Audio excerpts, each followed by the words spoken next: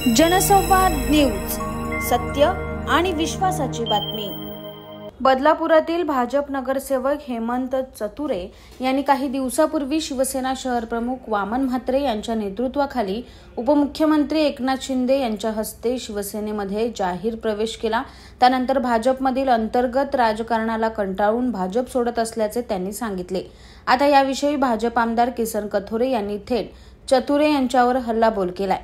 त्यांची पक्षातून हकालपट्टी करण्यात आली होती, कुठेही त्यांना थारा नव्हता म्हणून ते शिवसेनेत गेल्याचं म्हटलंय। तसेच बदलापुरात राज्यस्तरीय कीर्तन महोत्सव आयोजित करण्यात आले, त्याविषयी देखील माहिती देण्यात आली। काय म्हणाले कथोरे ते ऐकूया।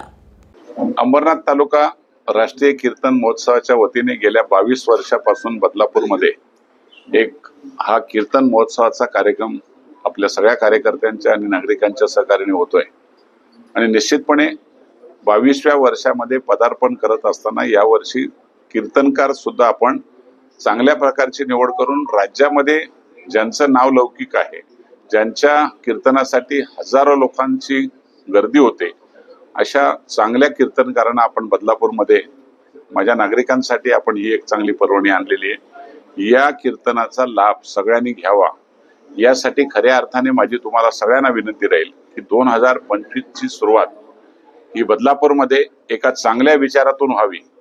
आपली संस्कृती खऱ्या अर्थाने जपण्यासाठी आपण सगळ्यांनी त्याच्यामध्ये सहभागी व्हावं आणि वेगवेगळ्या विचारातून जे आपल्याला चांगल्या प्रकारचे बोध दिले जातात त्या बोधामधून आपण आपल्या परिसरामध्ये, आपल्या भागामध्ये एक चांगलं वातावरण निर्मिती करण्यासाठी सगळ्यांनी सहभागी व्हावं अशी तुमच्या सगळ्यांच्या वतीने मी सगळ्या जनतेला विनंती करतो।